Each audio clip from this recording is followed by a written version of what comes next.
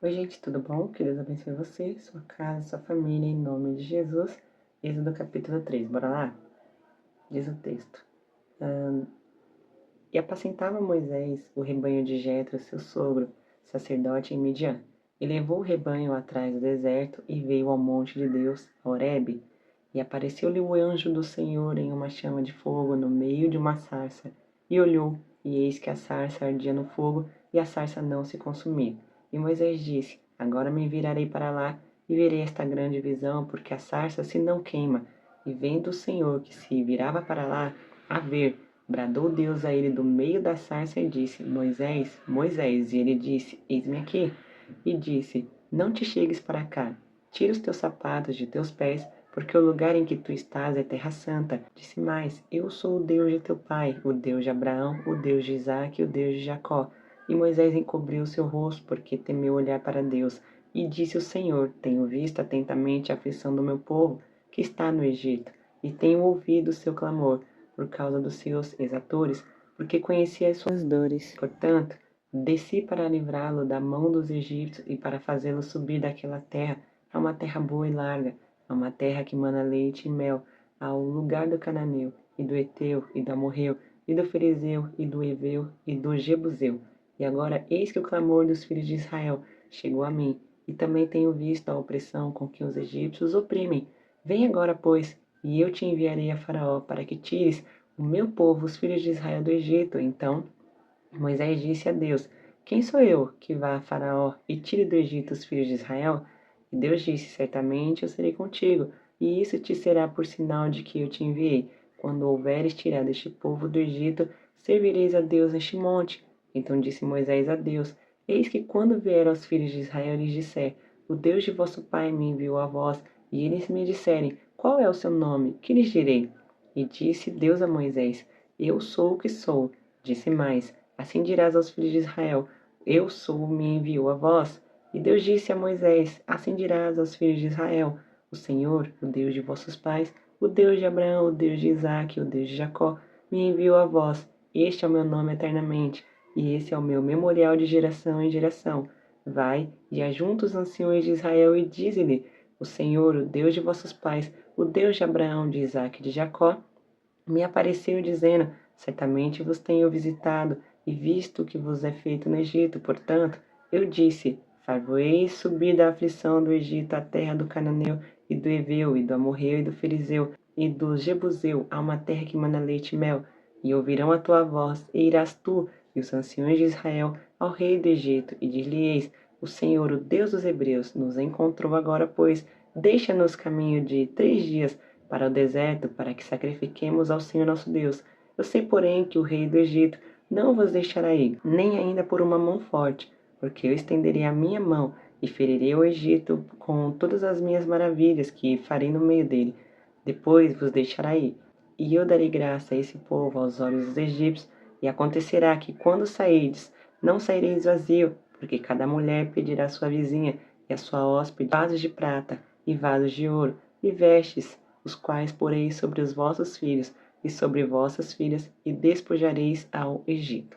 Bom, você viu que eu li todo o texto, certo? Porque, como eu disse, do jeito que eu faço, é a forma que eu estou passando, transmitindo para você. Houve dúvidas de como é feito os tópicos, né? Porque eu estou fazendo para você fazer tópicos do começo do texto e a metade dele. Quando eu sei que é a metade do texto ou como é a metade de um texto? Bom, do jeito que eu faço é mais ou menos assim. Eu leio todo o texto mais de uma vez. Eu leio a primeira vez, depois eu leio a segunda, depois eu leio uma terceira vez. Geralmente eu levo às vezes 2 leituras apenas. Quando está muito difícil, eu chego a ler às vezes até mesmo 10 vezes o texto. Isso aí sou eu, porque eu gosto de transmitir uma boa mensagem, porque a igreja merece ouvir uma boa mensagem. Claro que vai ter mensagem que a gente vai ministrar, infelizmente, mesmo tendo se empenhado, buscado, orado, às vezes até mesmo jejuado, né, para que o Senhor opere um milagre, nós não vamos conseguir transmitir da forma que deveria, ou porque o horário é pouco, ou porque nós não estamos bem, ou porque não era um dia bom, sei lá, algo aconteceu. Enfim, e o que acontece? Eu ali nessa leitura, eu percebo aonde está tendo somente um diálogo, é um diálogo, e de repente aquele diálogo muda para alguma outra coisa, mudou-se a fala, não sei. Aí ali eu pego como que a divisão do texto, porque está mudando o que estava sendo dito. Que nem esse daqui agora. A divisão que eu faço é, primeiro, vamos lá. Primeiro tópicos aqui. Você vai ver que o texto ele vai falar sobre diálogo. É uma coisa que é nítida aqui, tá tendo um diálogo entre Deus e Moisés. Outra coisa que você vai ver é que está tendo trabalho. Deus está vendo o trabalho que o povo do Egito, que o povo dos hebreus está tendo no Egito.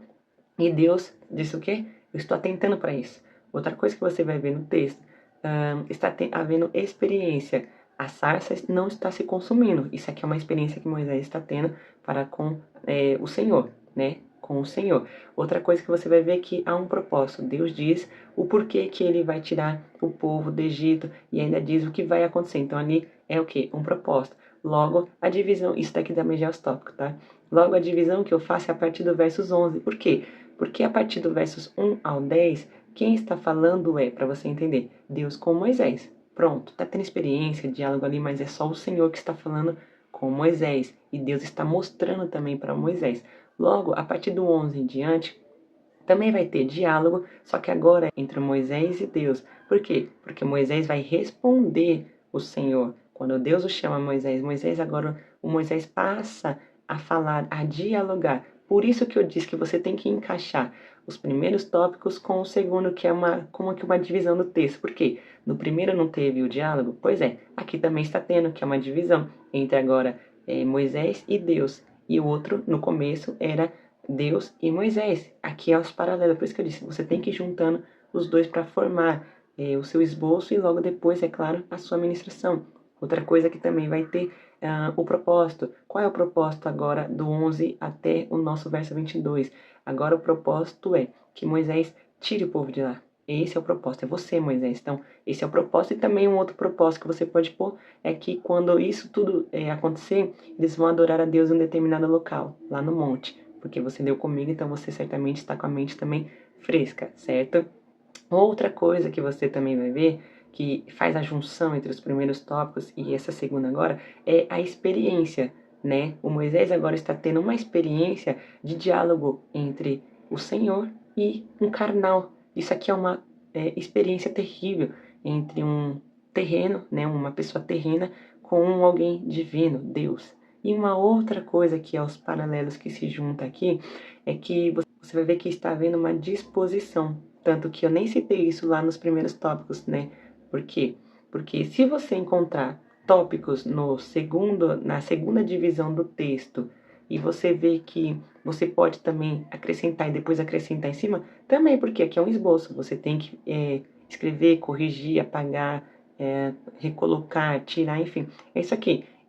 Um esboço, quando você vai montando ele, é bom que quando você lê, né, na montagem, no momento da montagem do esboço, você anota e depois, quando você começar a rever, aí encaixando coisa em coisa, você vai colocando em ordem, entende? Por isso que às vezes você vai ler a segunda parte e vai ver que tem algo na segunda parte que você pode acrescentar e que depois se encaixa com a primeira, que nem agora. Eu não acabei de falar que está havendo uma disposição, porque Moisés ele precisa ter o quê? Disposição para o quê? Para ir fazer a vontade do Senhor. Ele tem que estar disposto a isso. Porque tem gente que, mesmo Deus chamando, é uma pessoa que você vai ver que ela não está disponível para aquilo. Vai dar não, vai rejeitar, enfim. Mas ele está tendo a disposição de ir. Logo, você também que vê que na primeira repartição, vou chamar assim, do versos 1 ao 10, também está tendo uma disposição do Moisés, né, para com o seu ouvir a Deus. Ele está ali para ouvir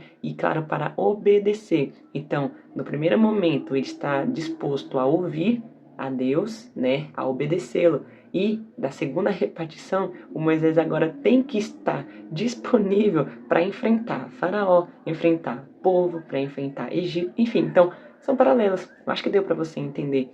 Eu estou tentando sempre estar repetindo as minhas falas para uma melhor compreensão, tá bom? Eu espero muito que você esteja entendendo e que você, a cada livro, aprenda algo novo na sua vida. Não se canse do ensino, não se canse do aprendizado, ele é muito importante para você. Eu espero muito que você chegue comigo mais além, porque nós vamos montar juntos, eu e você, um esboço sabe, ao vivo, vamos colocar assim. Nem que a gente tenha que fazer aqui vídeos ao vivo quando for o momento de montar um esboço, né, na prática ali, né, no ao vivo, que vai ser muito importante, vai ser muito bom, tá bom? Que Deus te abençoe. Não se esqueça, próximo capítulo, capítulo 4, curta, compartilhe, comenta e não se esqueça de se inscrever aqui no canal, viu? Deus te abençoe, em nome de Jesus.